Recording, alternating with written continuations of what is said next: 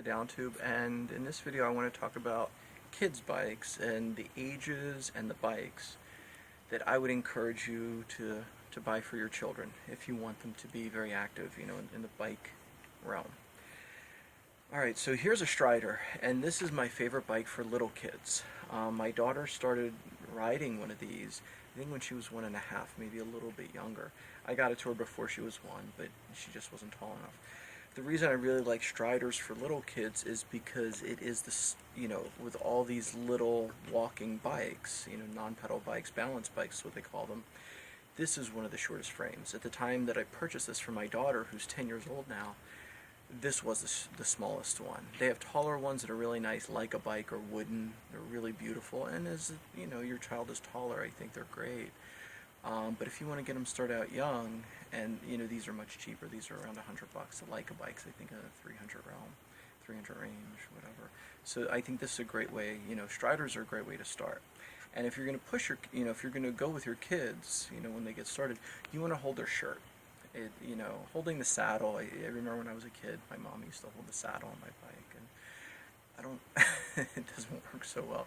Just hold their shirt so the bike can fall, but you'll hold the child, and you really don't affect their balance or anything at all. Because if you're holding the bike, you're actually affecting the balance, and that's something you want to stay away from. So you want to hold their shirt, hold their body, so if anything happens to the bike, they're going to be safe and secure. So I think this is bike number 1 for a little kid. All right, and when they're really getting good at this, you can lift the saddle up. And let me move on to bike number 2 for little kids. So this is the next stage. This is, I guess more of a girl style, but it doesn't really matter, the point is, it's the same bike, it's the same as a Strider, however it has pedals. And that's a big deal. That's a really big deal. You're going to find your kids are going to be able to go really fast on these Striders. They're a lot of fun. But the biggest step they're going to have to riding a bike is this whole concept of pedaling and starting and stopping. That was, the hardest part for my son. My daughter had a bike just like this, and this is actually from my other daughter. I have a baby. And yeah, no, she transitioned very quickly. My son took a little bit longer. It was really funny, I thought.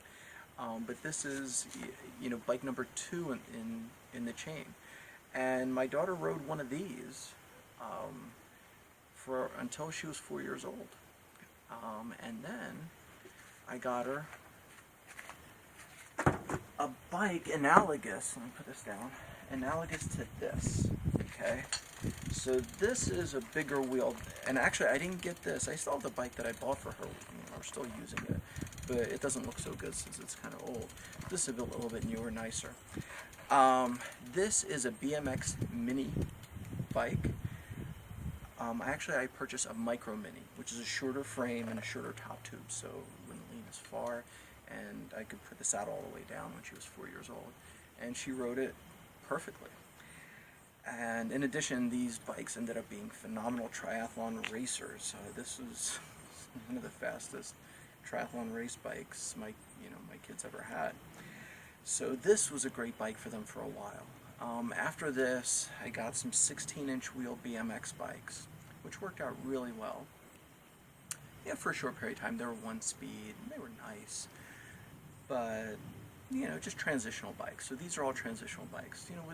Definitely in my family, we had the assumption that cycling is going to be part of what we do as a group, right? So yeah, but I think micro minis as well as minis are great, and they have 24-inch minis as your kids get bigger if they really like this style of a bike. But those are definitely going to be a lot more expensive. A bike like this, generally, I think it retails for around $350. I'm not going to say exactly, but that's my recollection, somewhere in that ballpark. Let me put this down. And the next stage is a Downtube Race. So this one's well used. This is my son's bike, and I put some slick wheels on this one. This Thracian Velocity Thracian wheels, and this is awesome. So we go off-roading with this, and with the slicks, this thing's a rocket, 9 speeds. So it's just one step up from the micro mini style bike. So small kids can ride it, and lifting up the saddle, and also with the adjustable angle stem, yeah, bigger kids can actually ride this. As they grow, you move the stem instead of upward and inward, you move it out and away.